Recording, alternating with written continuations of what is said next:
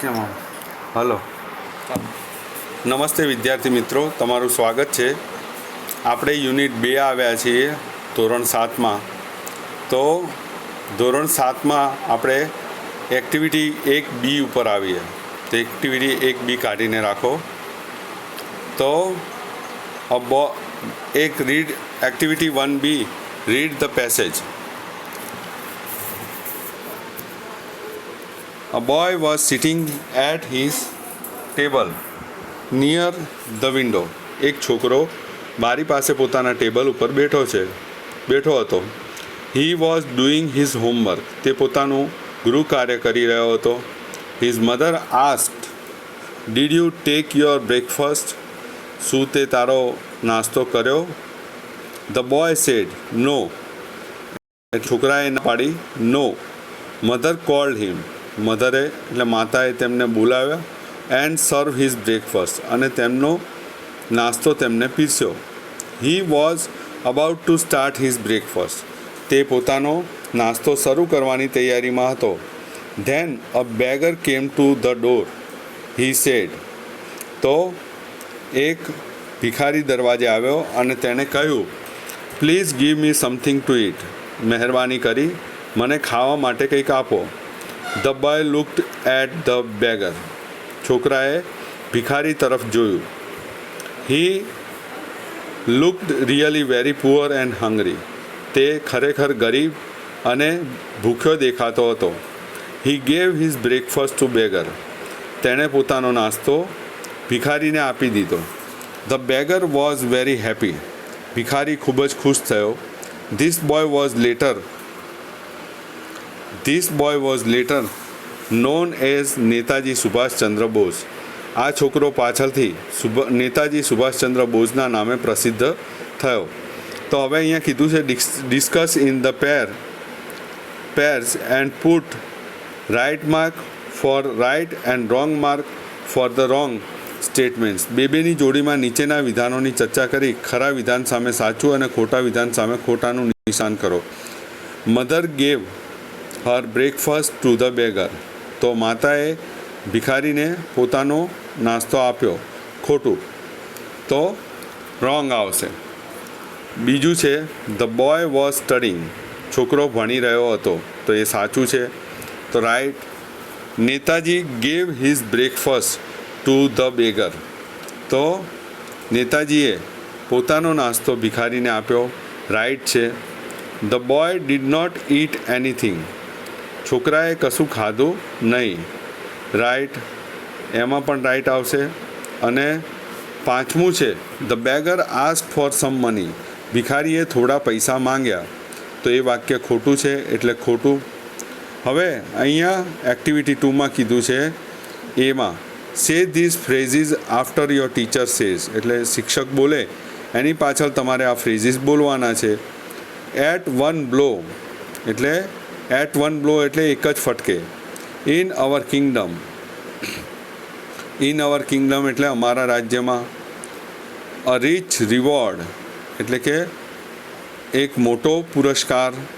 Behind અ tree તો ઝાડની પાછળ. હવે આપણે એક્ટિવિટી બી આવ્યા છીએ 2B. બીજાની બી એક્ટિવિટીમાં છીએ. Listen to the following words and carefully. And તમારા શિક્ષક બોલાવે તે પ્રમાણે આ શબ્દો બોલવાના છે. તો beat, seat, did, heed, let, get, met, fed, met, did, dead, heed, head, dead, head, seat, set. તો હવે આના પછી આવે છે એક્ટિવિટી 3, રીડ એન્ડ એન્જોય. વાંચો અને આનંદ કરો. 7 at one blow. 7 એક જ ફટકામાં. તો આ એક વાર્તા છે સુંદર, જે આપણે સમજવાની છે. તો અહીંયા વાર્તા શરૂ થાય છે. Once upon a time there was a young boy. Named Gopal. તો એક વખતનો સમય હતો, એક છોકરો હતો જેનું નામ ગોપાલ હતું. He liked jalebis very much. તેને જલેબીઓ ખૂબ જ પસંદ હતી. One day he bought some fresh jalebis. એક દિવસ તે તાજી જલેબી ખરીદી લાવ્યો. He put them in a dish. તેણે તે જલેબીઓ થાળીમાં મૂકી. After a while he saw flies buzzing over the jalebis. થોડાક જ સમયમાં તેણે જોયું કે માખીઓ જલેબી ઉપર બણબણાટ કરી રહી છે.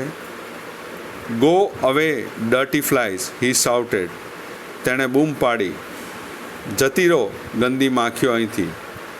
But they didn't. પણ માખીઓ ગઈ નહીં. માખીઓને કાન હોય નહીં, માખીઓ સાંભળે નહીં. He killed 7 flies at one blow. તેણે 7 માખી એક જ ફટકામાં મારી નાખી. He said to himself. તેણે પોતાની જાતને કહ્યું, વાવ, 7 એટ વન બ્લો. 7 એક જ ફટકામાં. આઈ એમ વેરી બ્રેવ. હું બહુ બહાદુર છું. He made a big belt. તેણે એક મોટો પટ્ટો બનાવ્યો.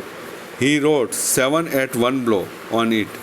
અને તેના ઉપર લખ્યું કે એક જ ફટકામાં 7. The king heard about Gopal.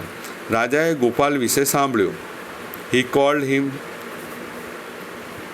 Cold him and said, Gopal, you are a brave boy.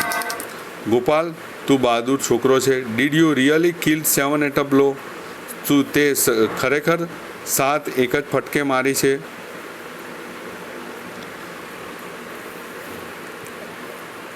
Gopal said, yes your majesty. ગોપાલે કહ્યું, હા મહારાજ, આઈ ડીડ. મેં મારી છે. The king sad.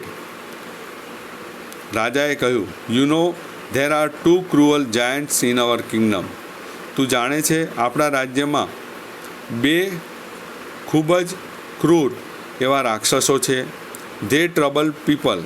તે લોકોને હેરાન કરે છે, પરેશાન કરે છે. There is no one to catch or kill ધેમ.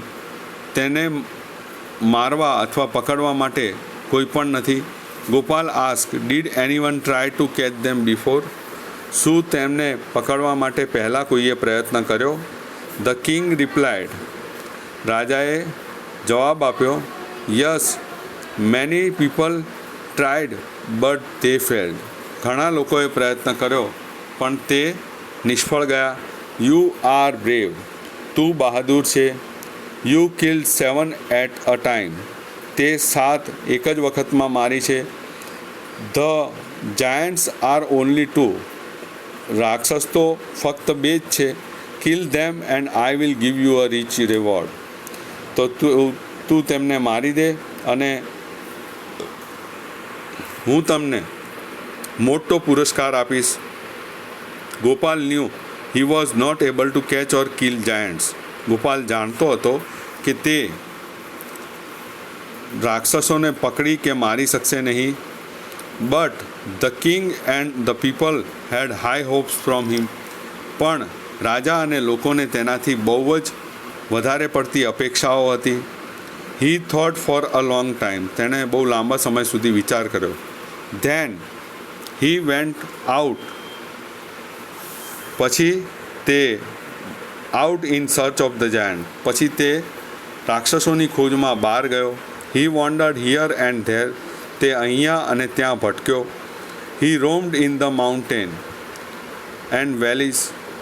તે પર્વતો અને ખીણોમાં પણ ભટક્યો. But he fell. પણ તે નિષ્ફળ ગયો. After some days he was going through the forest. થોડા દિવસો પછી તે જંગલમાંથી જઈ રહ્યો હતો. He saw the giants there. તેણે ત્યાં રાક્ષસોને જોયા. They were under a tree. તો તેઓ એક ઝાડની નીચે હતા. Gopal was scared. He said to himself. Gopal ડરેલો હતો. તેણે પોતાની જાતને કહ્યું, oh, the giants are really huge. રાક્ષસો ખૂબ જ વિકરાળ અથવા મોટા છે. They look cruel too. તેઓ ક્રૂર અને ઘાતકી દેખાય છે. The task is really tough. કામ ખરેખર અઘરું છે. I can't fight with them. હું તેમની સાથે લડી શકું નહીં. તો આજનો પાઠ અહીંયા સુધી. આગળની વાર્તા આપણે નેક્સ્ટ